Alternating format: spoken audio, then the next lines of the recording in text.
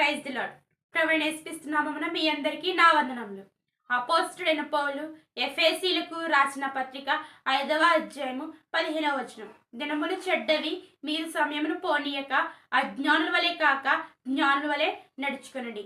ఖాళీ సమయంలో మన సమయాన్ని దేనికి కేటాయిస్తున్నామో ఒకసారి మనమందరం సెల్ఫ్ టెస్ట్ చేసుకుందాం. మన సమయాన్ని, దేవుడు మనకు అనుగ్రహించిన సమయాన్ని దేవుని కొరకే ఖర్చు చేయాలి, దేవుని కొరకే కేటాయింపబడాలి. ఎందుచేతనంటే దినాలు చెడ్డవి గనుక అజ్ఞానం వలె కాక జ్ఞానుల వలె మనం అందరము నడుచుకోనాలి.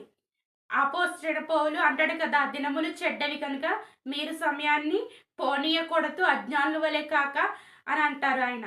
ఆ కీర్తనకారుడు మోషే చేసిన దైవ ప్రార్థనలో 90వ కీర్తన 12వ వచనంలో ఉంటుంది కదా, నా దినముల పరిమాణము లెక్కించుము, నా దినముల పరిమాణము తెలుపుము అని. ఈరోజు దేవునితో ఎంతసేపు గడిపాను, ఈరోజు దేవుని కొరకు నేను ఏం చేశాను, ఈరోజు దేవునితో ఎంతసేపు మాట్లాడాను అని మన దినాల పరిమాణము మనము తెలుసుకోవాలి.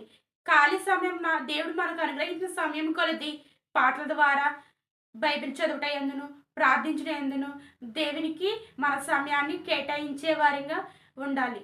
రాబోయే ఉగ్రత దినాల నుంచి, రాబోయే శోధన కాలం నుంచి నువ్వు నేను మనమందరం తప్పింపడాలంటే ఆయన కొరకు మన సమయాన్ని కేటాయించాలి. దినాలు చెడ్డవి కనుక మనము సమయం పోనీయక మనము ఆయన కొరకే మన సమయాన్ని కేటాయిస్తే రాబోయే శోధన కాలం నుంచి, రాబోయే ఉగ్రత నుంచి మనమందరము తప్పింపబడతాం, మనమందరము రక్షింపబడతాం.